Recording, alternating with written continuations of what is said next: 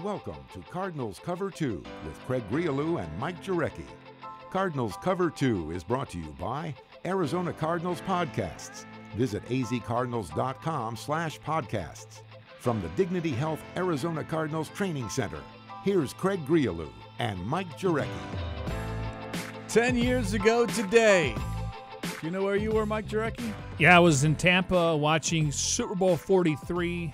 Larry Fitzgerald touchdown. I was thinking the Cardinals are going to have a parade. Now where's it going to be, down in downtown Phoenix? That's what I was 10 years ago today. Where were you? Doing the same thing you were, just in a different location. Someone had to stay back in town, so I was actually home with the family watching the game. Now, I can tell you, Dan Bickley and I, after the game, now the Cardinals, usually you schedule a party afterwards. Unfortunately, it was somber. Yes, Cool in the Game played there, and they actually played in my 100th. We were the 100th graduating class in Niagara Falls, and they played there. So Dan and I head over to the bar, and let's just say we closed the bar down about 3 a.m.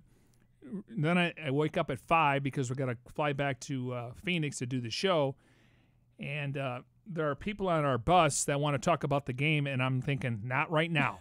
Too early, too soon. And then everything started going through my mind like they were literally 2 minutes and 30 seconds away from 2:37. 2:37, thanks for the details, from winning the Super Bowl. Yes, so close yet so far away. We'll get into that as we They were close, Craig. They weren't far away. Super Bowl 43. No, but when you're that close and then you don't get it, yeah, it's that far away. Well, once again, you got to play defense. They did, just... Doc had Roethlisberger for almost his fourth sack in that game, and unfortunately, he wasn't able to corral him down. He's one of the tougher quarterbacks to bring down. And then, obviously, Aaron Francisco kind of slips on a play, and then give Roethlisberger and Santonio Holmes credit. So that's enough credit for them. All right, you're depressing me, MJ. Let's take off on this Football Friday, the final Football Friday of the 2018 NFL season. Here's what's ahead on the show. Patrick Peterson's day at the Phoenix Open, what we didn't get to on Wednesday. And we've got Super Bowl story time. We'll look back at Super Bowl 43. We'll also preview Super Bowl 53. That is coming up on Sunday between the Rams and Patriots. And, of course, your questions via social media using the hashtag CardsCover2, hashtag CardsCover2 with the number 2 to get involved in the show here this afternoon. But first, the news of the day and a quick coaching note. Kingsbury staff, complete staff, yet to be announced officially. That should come early next week, but a new name has surfaced, and actually a familiar name.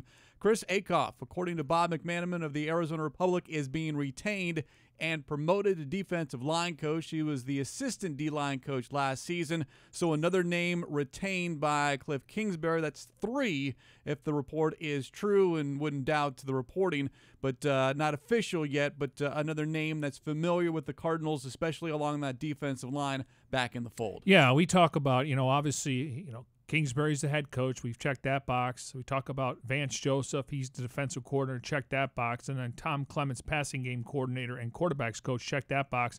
Then Kevin Kugler. Sean Kugler, excuse me. There's a Kevin Kugler out there. I think he's a broadcaster for Westwood One. But anyways, I digress. Sean Kugler, that's an important hire. And then you look at the D-line coach, knowing that this team had a hard time staying in their gaps, lack of integrity and discipline. He was the backup.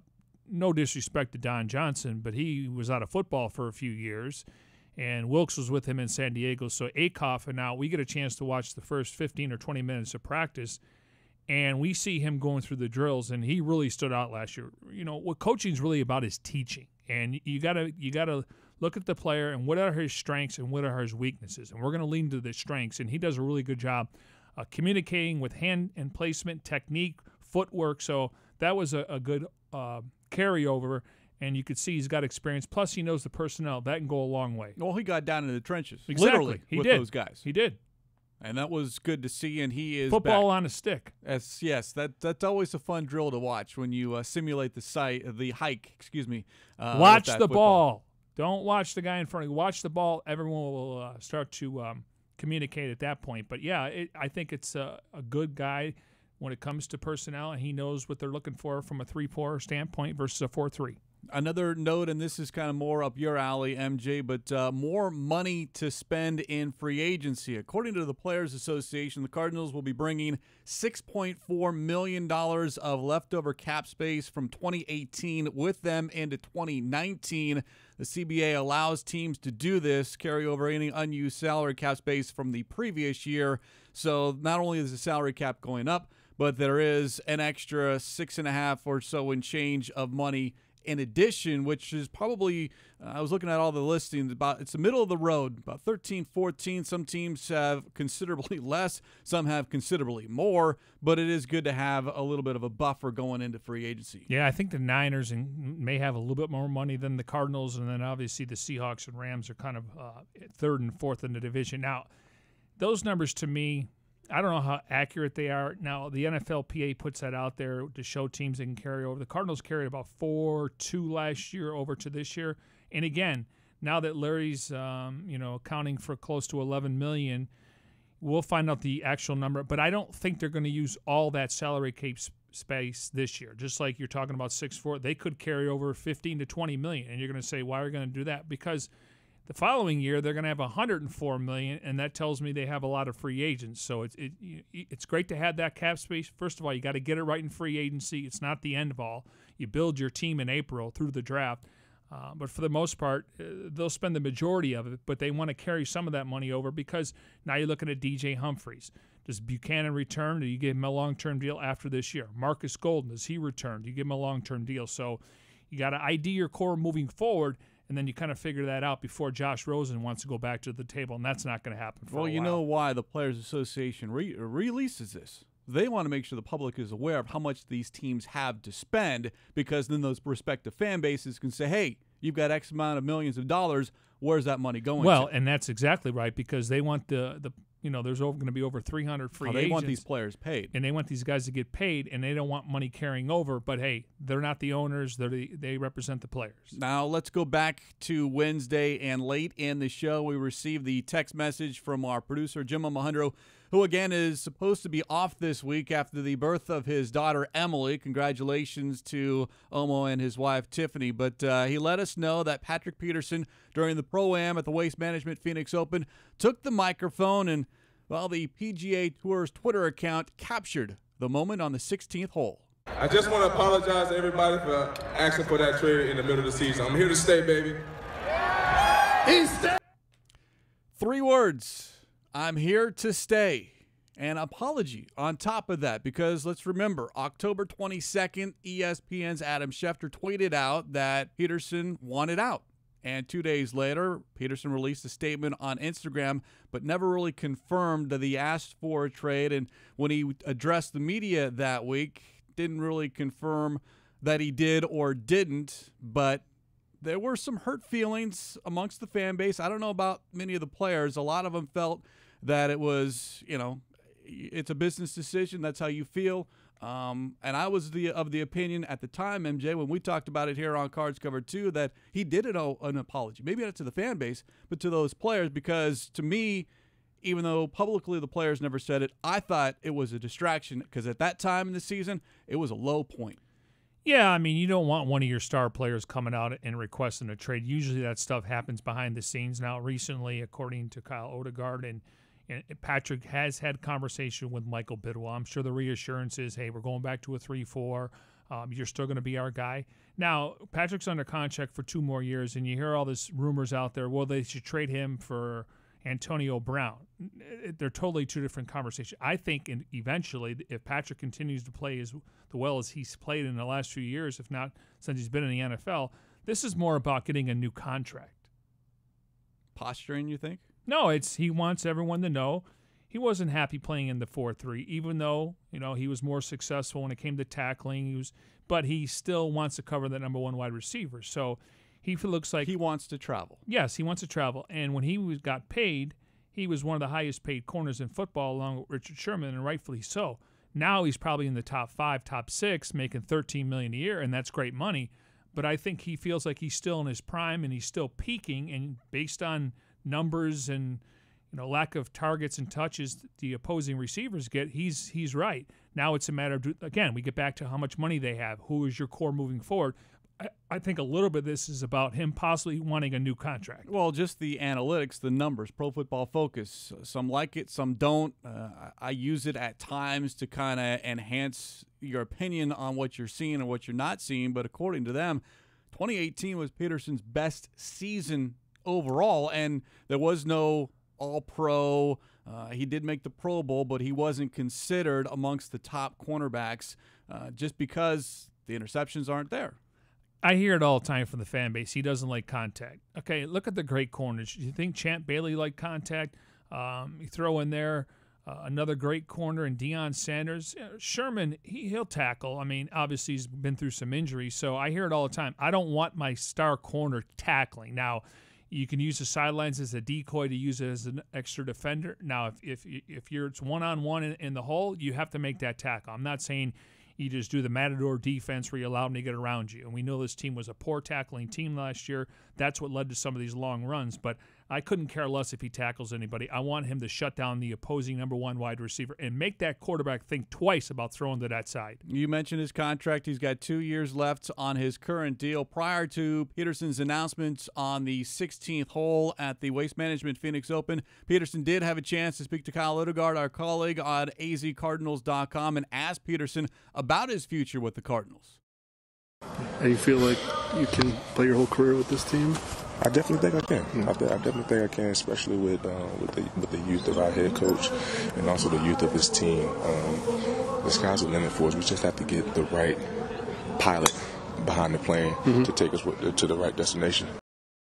I love the soft-spoken. Were they at the Peterson. golf course? They're on the golf course, yes. That was in the midst of Peterson's round. That's why, one, you hear the background noise, and two, Packers because a little soft-spoken. No, really but that is an excellent soundbite. And they have more, referring to Kyle Odegaard. Go to azcardinals.com, just about, he wasn't a big fan of the 4-3 defense. And we know that there's other players. And I'm glad these guys weren't chirping during the year because you're paid to do something. Now, you're paid also to play to your strengths, not with somebody's trying to force a square peg into a round hole. So I'm encouraged that he's on board.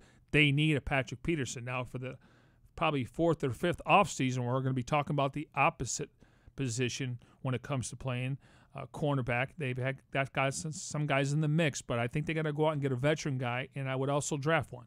They kept it professional. Those players in the locker room, when the questions kept getting asked about the struggles and what was going on, no one threw anyone under the bus, whether it's in that locker room or amongst the coaches at all. So I'll give everyone in there a lot of credit. But what we've seen so far in the month time that the season has ended, not only the head coaching change with Cliff Kingsbury now on board, but you are seeing Patrick Peterson come out publicly. He's happy to be here. Chandler Jones tweeting his appreciation that General Manager Steve Keim during that introductory press conference said they're going back to a 3-4. And Larry Fitzgerald, though we haven't heard him publicly, he is on board. He has signed the contract. He will be on the field in 2019. 3 of your better playmakers and 2 of your best defensive players, and then maybe your number one playmaker as far as Fitz is concerned, and something that Darren Urban wrote a blog post on azcardinals.com. Just those 3 things has got to make everyone feel encouraged. Now, we need to see it on the field, but those 3 players specifically being, quote-unquote, on board with what's going on so far here in 2019 is big. Fitz has come out and said that he's excited about Cliff Kingsbury's offense when he was interviewed at the airport by, I think, that was before he signed, though. Yeah, but it's true. But, yes. But he knew that they were going to make this hire. I mean, they didn't consult with him, but he's excited just about the fact that he could be targeted more, and they may move him around more. So he's on board with it just from an offensive standpoint. But it's always good to have 5-star players that are encouraged what the organization is doing. What you don't want is players pointing the finger at upstairs. We don't have enough talent. And you don't want upstairs pointing down to downstairs where you guys aren't doing your job. You have to be on the same page, and I think we're going to get that based on the staff and the players coming back. Here is what Urban wrote on azcardinals.com, quote, considering the 2018 season isn't even officially over with, the Super Bowl coming Sunday, the Cardinals have had things go about as well as they could have this month given what little could happen. Obviously, free agency hasn't happened. The draft hasn't happened. Those are going to be big pieces for the Cardinals moving forward here this offseason. Peterson, again, speaking with Odegaard, talked more in depth about his frustrations about last season. It definitely was hard to be in because being the type of player that I am, I put so much into it in the offseason, and obviously I work on taking receivers out, and I was very limited of doing that. That's what keeps me in the game. That's what keeps me energetic because now I know I have something to look forward to on Sundays. And last year I kind of had that taken away from me, but now I think hiring Vance and Mr. Bidwell kind of getting some input from me, asking me, what I think that can help this defense, get back to what we was accustomed to doing, and that's what they did in the offseason. We're going to be in that 3-4 high pressure, get the ball out of the quarterback's hand quickly, and have me on the number one receivers, and then we're going to lock them on the outside and force you to beat us somewhere else. And that's what you were talking about earlier, MJ, that conversation that Peterson had with Michael Bidwell about what changes needed to be made.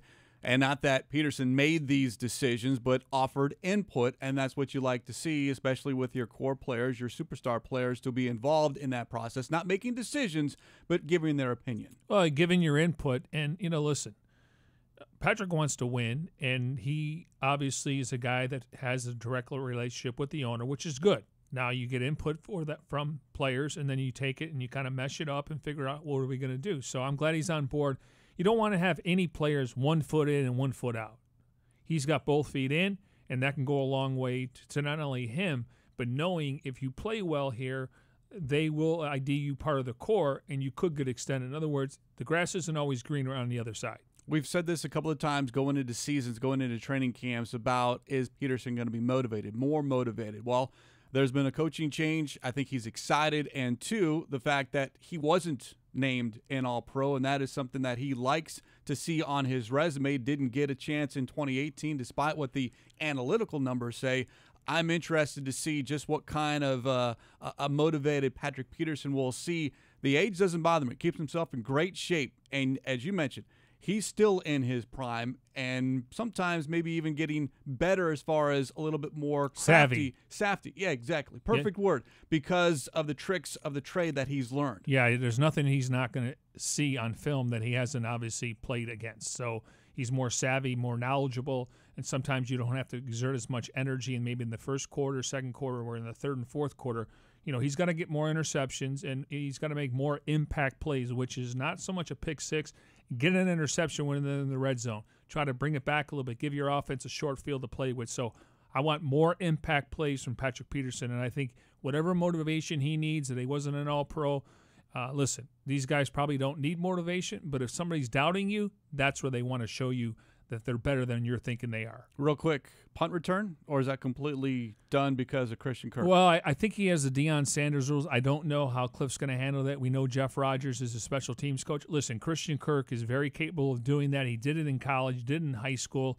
You pointed out a few times last year he was close to returning one.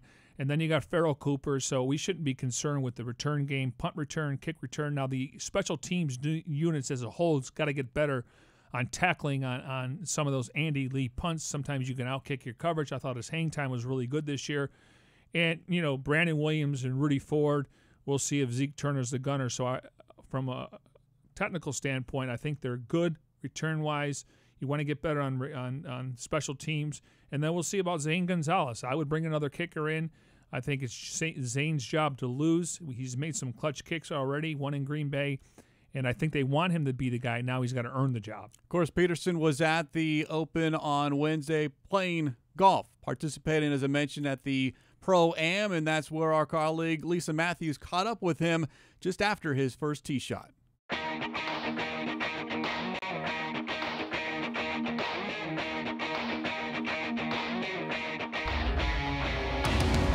Here with Patrick Peterson, who puts the pro in Pro-Am here at the Waste Management Open. What a first hole, is that the proper way to say it? First hole that you had here? Yeah, that was an awesome first hole. It was what I envisioned it being, but for my approach shot to hit the flag, that was unbelievable. Give the fans something to cheer about here on the first hole. Earlier this offseason, Larry Fitzgerald, you heard hole-in-ones. Does that give you any extra fire, competitiveness this offseason? Who gets to smack talk in the locker room? As soon as he got it, he texted me. I was like, man, Pat, I'm sorry, man. That's my third hole-in-one, not that I'm counting. Can I get a picture with you? Thank you. What about this event just keeps you coming every single year? The excitement, the fans, being able to see the smiles on kids' faces, and also just being able to interact with the pros as well.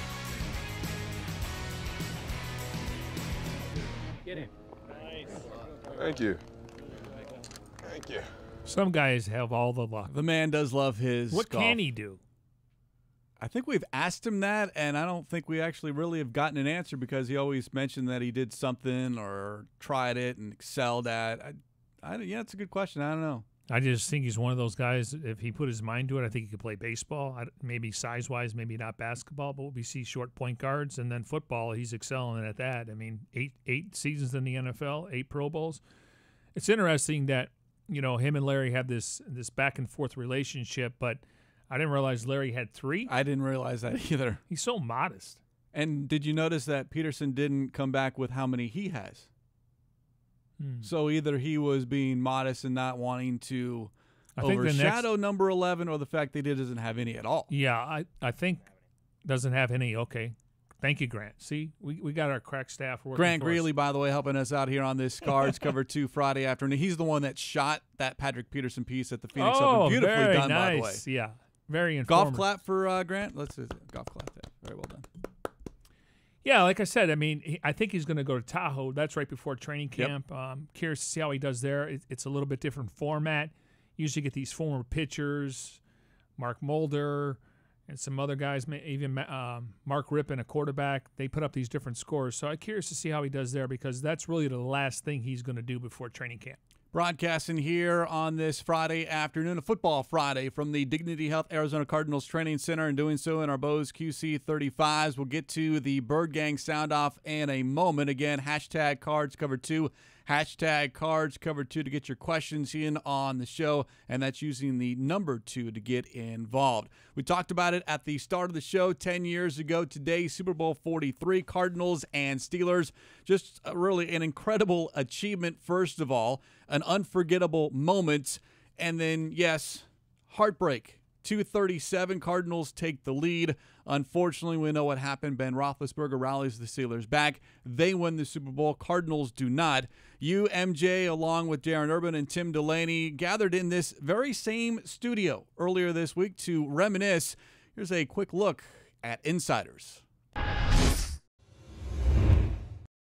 Welcome to an edition of Cardinals Insiders. I'm Darren Urban alongside Mike Jurecki and Tim Delaney, who doesn't get a lot of airtime with us here in front of the camera. But with the Super Bowl this week and the 10-year anniversary of the Cardinals reaching the Super Bowl, unfortunately not winning the Super Bowl, we thought it might be a good time to talk a little bit about what it was like maybe back then and kind of go down memory lane. And I guess to start for me, one of the first things I think of, I covered the Cardinals in a different life when I was working for a newspaper before I came to cover the team. I was working for the team when the Cardinals made the Super Bowl. And I was lucky enough at the newspaper to have covered a number of Super Bowls before the Cardinals made it.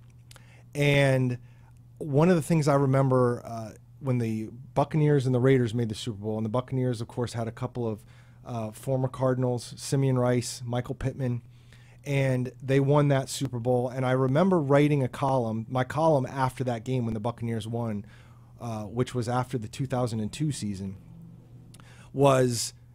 I was comparing, contrasting Simeon Rice and Michael Pittman getting this ring, getting this championship, and saying basically, with all due respect, you couldn't picture the Cardinals being there. You couldn't picture them that week. Even being in that moment. Right. Yeah. Even being in the game, any part of it, you couldn't picture it. That was the gist of my column. And then, so this was the 2002 season, and then all of a sudden, it's 2008. I happen to be working for the team now, and I remember being out on media day on Tuesday, and before the media showed up, and the first thing I thought of was, I thought back to that column, and I thought to myself, holy crap, they actually did get here. Yeah. And while it seemed like a lot of time had passed in those 5 or 6 years, in some ways it didn't feel like a lot of time had passed because, again, this was a franchise that had struggled for so long, and all of a sudden they're in this moment. And there's that great picture of Mr. B and Adrian Wilson at that media day. Yes. And you could just see the smile on both faces. Yes. Just,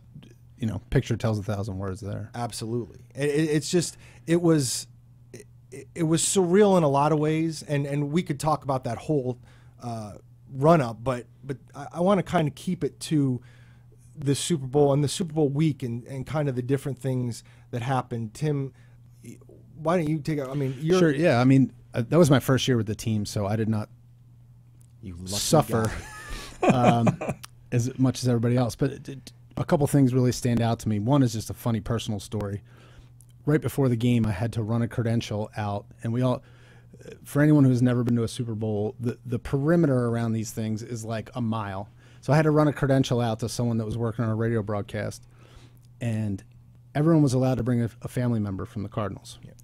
My wife was 8 months pregnant, so I was not able to. Brought my dad.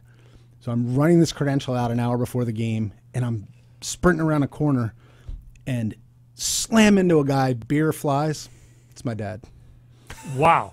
Yeah. Are you kidding? 75,000 people. Yeah.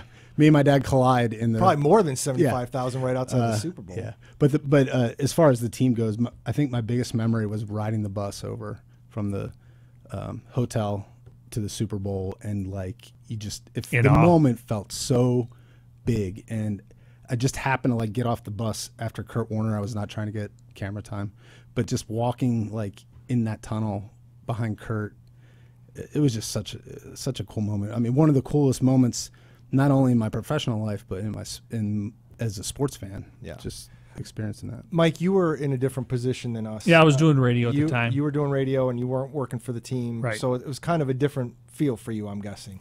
Yeah, I've covered many Super Bowls, and every time we, go cover a Super Bowl, you're always trying to find out how many former Cardinals are playing in that game. Anquan Boldin with the Ravens and other players. And so this time around, the fact that they had media day on a Tuesday, we got in it a little bit early, and I was just fascinated who had their own podium and then who we could try to talk to on the side, because you build a relationship with players. And I just remember doing Radio Row, and now all of a sudden the NFL Network, they're bringing over Coach Wisenhunt and Kurt Warner and Larry Fitzgerald, where before you see all these other Super Bowls and it's never the Cardinals. You always have to wait and find out if a guy's playing for other teams. So, and it was actually a week where we were doing a lot of interviews nationally, how this team get here, and they tell the story about how they got blown out in New England and they went in week 17 against the Seahawks. And people don't realize the Eagles were 9-6-1 that year. Yeah. And the Cardinals were 9-7. So anyways, it was just a whole ride there. And I'll never forget, I know we're going to talk about the actual week there, was the NFC Championship game. And when they won it, I was standing on the sidelines looking in the crowd, and grown men were actually crying like they never thought this moment was there. And then when we get down to Tampa, this huge contingent of Cardinal fans, they were walking around in gear, and I thought I'd never see this at a Super Bowl. So it was just more of a covering the team, watching how far they came, and then seeing the fan base. And it was just an amazing week. It's something I'll never forget. Do you remember Rocky IV when they're fighting in Russia and everyone's cheering for Ivan Drago? And then it changed throughout the fight. I felt that's how that game was. There was a ton of Steelers fans. But I felt like the people who didn't have a rooting interest, as the Cardinals started coming back and took the lead, that place was loud when Larry took that touchdown in to go ahead. There was definitely a feel that whole week. I think in a vacuum, everybody would just say Steelers are going to win this game. Steelers are going to win this game. But I felt like as the week went on, there definitely became a groundswell that the Cardinals are playing pretty good football, and they might not have had the best regular season, but they're playing pretty good football, and they've got the weapons and they can do it. And I kind of felt that. It was funny. Another kind of behind the scenes moment that I remember very vividly, we arrived there on a Monday, and after some media availability, where we were staying was, 20 minutes outside of downtown, where they're having the main media center and all this stuff, and where the NFL Network setup was in downtown, and it was outside because it was in Tampa. And NFL Network was doing a show, and they were going to have Ken Wisenhunt and Adrian Wilson go appear on this show, and I was invited to kind of chronicle it. So it was myself, Chris Melvin, who was in the media relations department, Ken Wisenhunt, and Adrian Wilson. And everybody in this room understands that both Ken Wisenhunt and Adrian Wilson can be surly partly, but they will get their jabs in. And we get in this car, and there was an NFL Network producer that picked us up, and we're driving, and I don't know if it was completely planned, but it kind of felt like a little bit. But we're in the middle of this drive, and Ken Wisenhunt starts talking about all this conversation about how it's the worst playoff team ever. And like is bringing this up, but he's like talking to Adrian about it, but it's clearly to kind of make the NFL Network guy a little bit uncomfortable. And they went in a little bit, and they to their credit, a hard time too, right? When they got on air, they started talking about it again. I mean, it was something that the players and the coaches obviously did not appreciate, and they weren't going to just let it go. And I think ultimately the way the game went, even though it ended up being a loss, they proved their point that they were not the worst team. And that was Chris Collinsworth. Yes. Yeah. A couple of I guess stories surrounding the game. James Harrison's touchdown before the half sucked the wind out of all of us. I mean, it really did. And then to watch, it was so surreal to watch Springsteen play at halftime. It's so cool, but we're so depressed because we just went down 10, was it? I think. Yeah. But then to make the comeback. But the other thing I'll really remember is, and this happens every year, every losing team, there's a party. Yeah. Because you got to plan like you're going to win the game. And who was the trivia question? Who was the band that played the Cardinals post-game party? Wasn't it Kool and the Gang? Kool and the Gang. Yeah. Yeah. They did my high school graduation. What? We were Your the high school 100th graduation. We were the 100th graduation class, and Kool and the Gang was there. Anyway, yeah. So was this in their heyday, or is this? This is in 1988. Yeah, I mean, wow, that's a good get for your high school. But I mean, it was just so. I mean, the party itself. They were playing "Celebrate," and everyone's like, "Yeah, celebrate." Good. Yeah. I mean, we just weren't in the mood. But. And honestly, to me, that was one of the greatest Super Bowls ever. Not just because the Cardinals were playing, just what happened. And Ben Patrick scored the first touchdown for the Cardinals. The Cardinals get a safety. Yeah. And then I thought the Cardinals were a little conservative in the first half, and then the second half they opened up. But because of Larry Fitzgerald's coming out party that year, when Todd labeled him as one-trick pony, and the way that Kurt was playing, they had a chance in that game. Yeah. Oh, yeah. There was no question there was a chance. And it's kind of fun to look back here 10 years later. But obviously the goal now is to hopefully get to one in the future so we can be talking about it. Talking about a Super Bowl ring? Talking about a Super Bowl ring actually in the city that it's being played in, and not just reminiscing about a former one. For Cardinals Insiders, Tim Delaney, Mike Jurecki, I'm Darren Urban. Thanks for joining us. Love the behind-the-scenes stories. Darren Urban, yourself, Mike Jurecki, and Tim Delaney, Cardinals broadcasting, the Insiders. Look back at Super Bowl 43. One story that I had not heard until you three talked about it was the post-game party back at the team hotel with Kool in the Game because, you have to plan regardless. I mean, everyone goes in. Rams and Patriots, they're going in. Yeah, we're going to win on Sunday, and, of course, you need to celebrate afterwards. So you plan for something, and you even see stories after the fact sometimes. Rob Gronkowski's gotten caught on video after a Patriots Super Bowl loss, and a way to unwind or just kind of let loose. But, there are Super Bowl parties even for the team that loses Super Bowl Sunday. Yeah. Excuse me. Now, what happens is your family, usually the family gets in there Thursday or Friday, and a lot of teams don't leave hotels on a Saturday night, used to, because they're afraid people are going to pull the alarms. But I think now with NFL security, that's fine. But, after the game, you're disappointed, but your family's there. It's a dream come true to play in that game. Yeah, you want to win it. And so you want your family to have a good time. Kids are probably just running around getting tired because they've been antsy all day to watch that game. So, I mean, it's unfortunate they lost, but you still have to, hey, we had a great run. I remember going in the locker room and talking to A-Dub, Adrian Wilson, and obviously Cardinal fans to this day feel like that Santonio Holmes did not get both toes in, and still photos are misleading. If you look at the right still photo, you see he gets both in, and I love to argue the other way, but I get it. So, you have a party, and unfortunately it's not the best of mood, but you have other family there where they can enjoy it. All right, let's fast forward 10 years. This Sunday, Super Bowl 53, Rams and Patriots.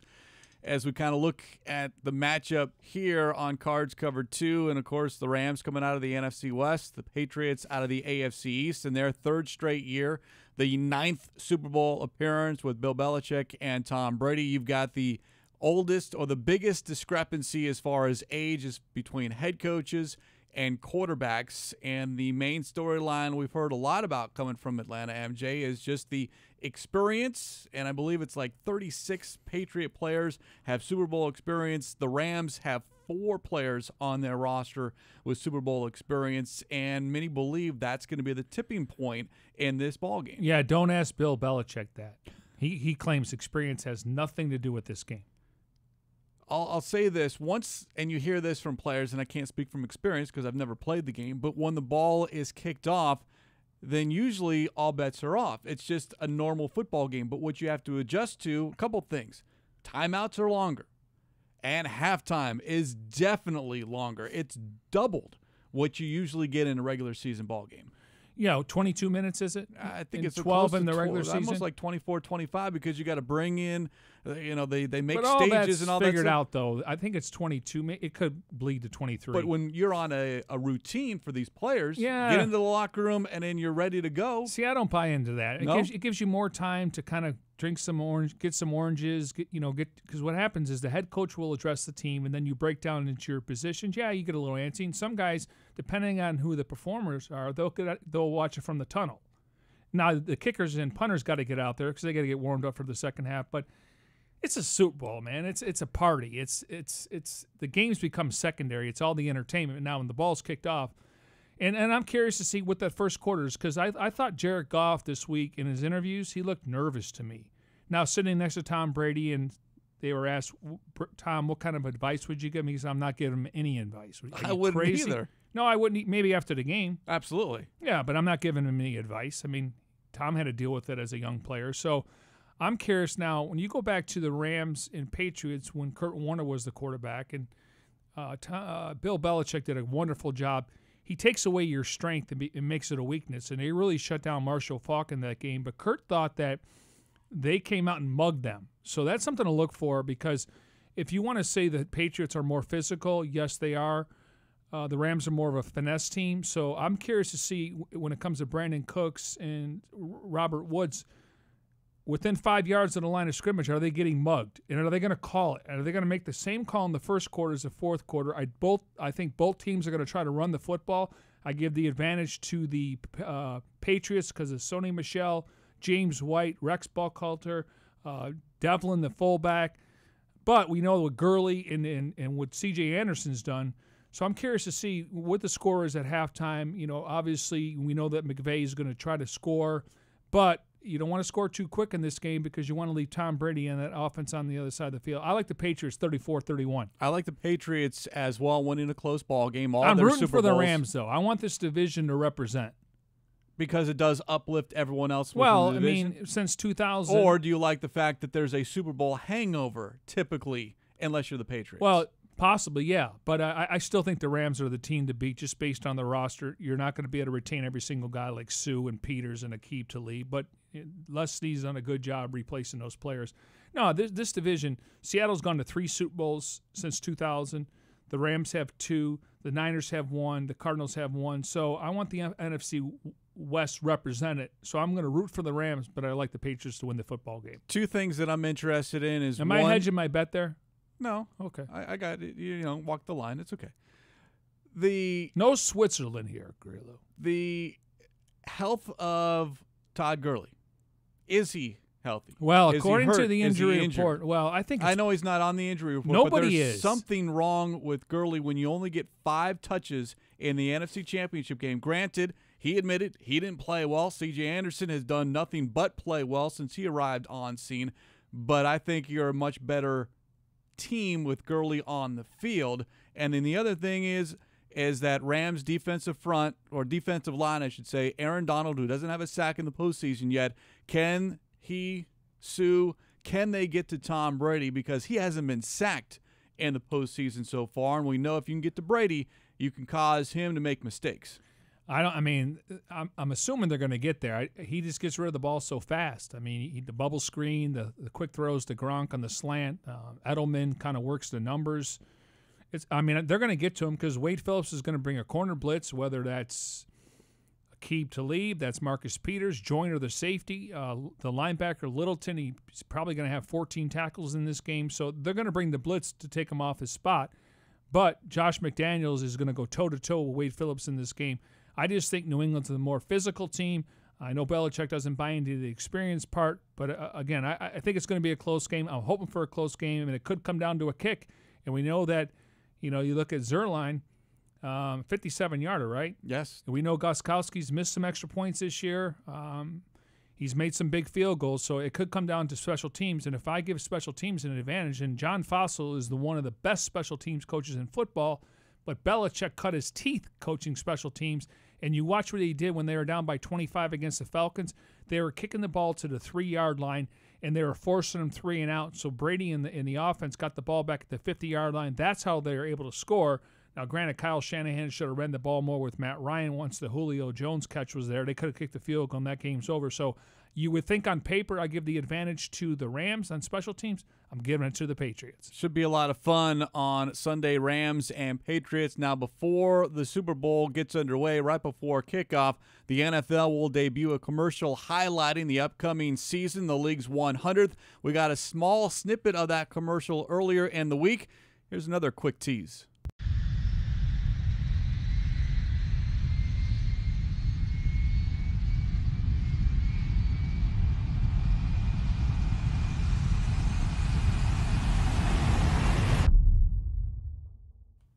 There's only one guy wearing catches a that white ball? suit. Larry Fitzgerald. Okay. I don't know how it's going to play out. I don't know how either, but I'm putting my money on Fitz. Now, he was the only one wearing the white tux. Now, if you watch some of the other trailers, like the Dolphins guys are wearing like teal, but a lot of guys are wearing black tuxes or suits. But Larry's wearing white, so I think he he's could going have to gone all red. He could have, but depends who the tailor was. That's true. But you think he catches it or drops it? Okay. One, that ball is being caught. None of those receivers Take 2. are He dropped dropping it. Take 3. Patrick, you intercept it. Yeah, we need outtakes Richard for Sherman. that play. Yeah. If the ball did drop. Because I want to see Urlacher get in there, too, and he's kind of Pass short. interference and they don't throw a flag? Yeah, exactly. That no call.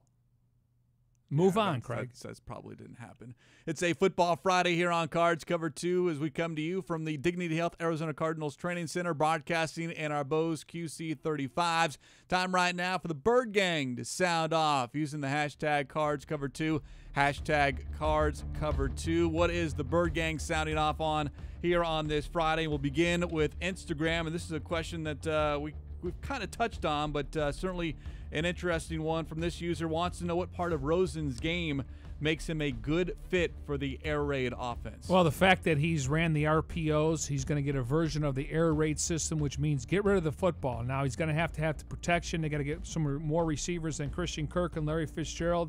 I don't know how much we're going to see the tight ends involved in the passing game, but you got to have some blockers when it comes to mass protection. So obviously, it'll be night and day from a year ago, but it's going to be a work in progress. So we need to be patient, at least going into the season. Yeah, the quick release, that is key, as regardless of what you want to call this offense. And we've heard that air raid is not so much what Kingsbury likes to refer to this, because it's not so much as far as the passing game is concerned. One thing I think you're going to see, and maybe we won't see it in off-season workouts, but we could see it in training camp, maybe preseason games, is how fast they get rid of the ball within 5 yards of the line of scrimmage. It's not like you got a David Johnson lining up on the outside and they're going to throw the wheelhouse route, which I would sign up for 9 out of 10 times.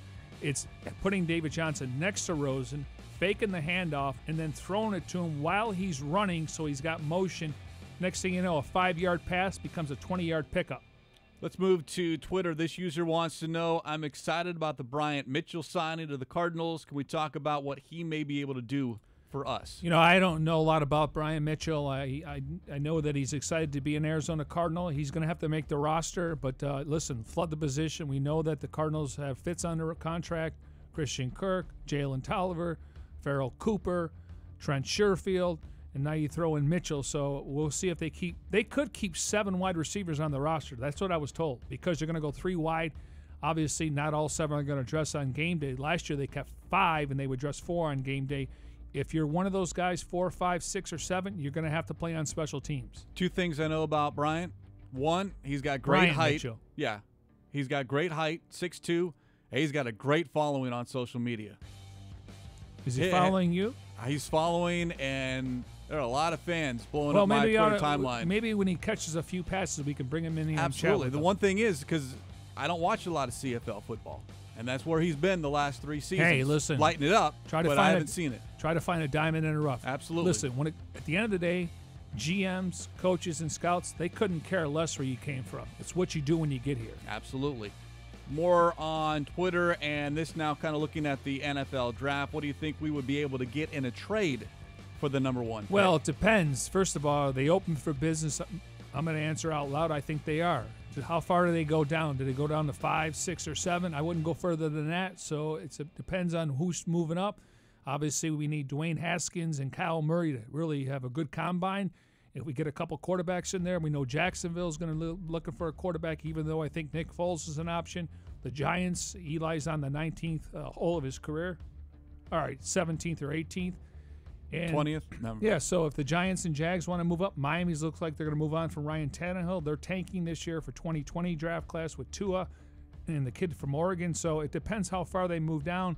That will dictate if they get another 2nd or 3rd round pick, maybe a 1st. And if they do move down, as we piggyback off that answer with this question on Twitter, which cornerback in this year's draft class would make a dream team with Patrick Peterson? Grady Williams. Absolutely. Another LSU guy. He's tall and he's skinny, but he's got long arms. He's got long legs. He doesn't like to tackle, but again, I want my corners to be able to cover, let somebody else do that, but sometimes you got to stick your nose in the fan. And certainly a guy that would be available if you move down to 5 or 6 or 7. I believe so, yes. He'll be the number 1 corner off the board. Appreciate the Bird Gang sounding off here on this Football Friday using the hashtag #CardsCover2.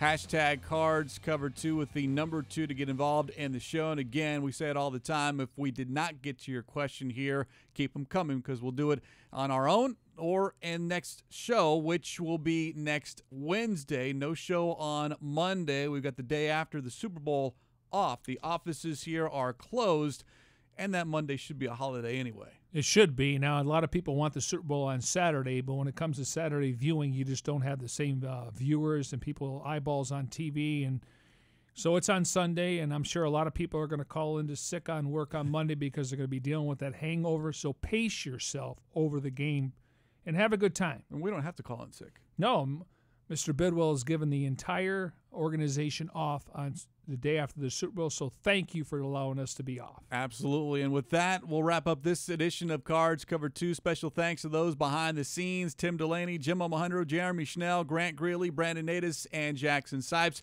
As we leave you on this Football Friday, we leave you with a best of, so to speak. Cardinals senior producer Jonathan Hayward compiled his best shots illustrating the 2018 season. Enjoy.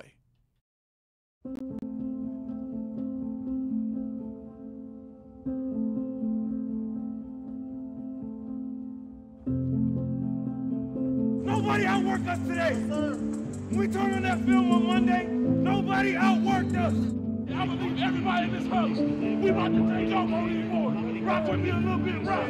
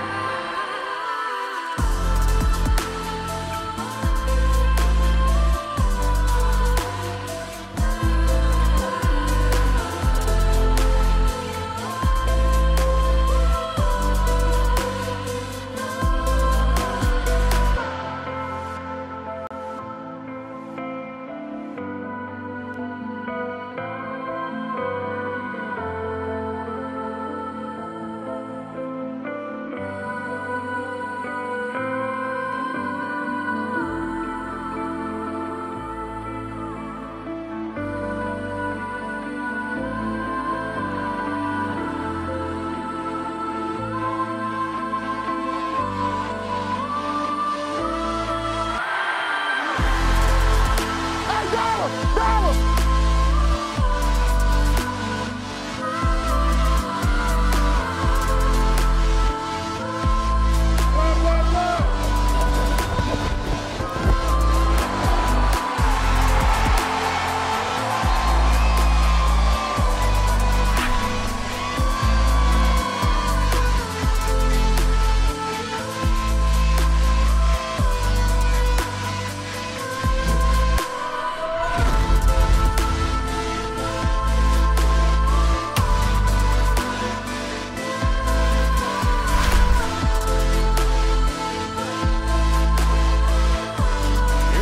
Double pass, Fitz catches it, he's going to throw it deep, far side, he's got a man, it's Johnson, touchdown! Larry Fitzgerald with a touchdown pass, brings the house down! First out of the 15, under center, Rosen takes, play fake, holds the ball down, throws to Fitz, who's open far side, one-handed catch with the left hand, touchdown!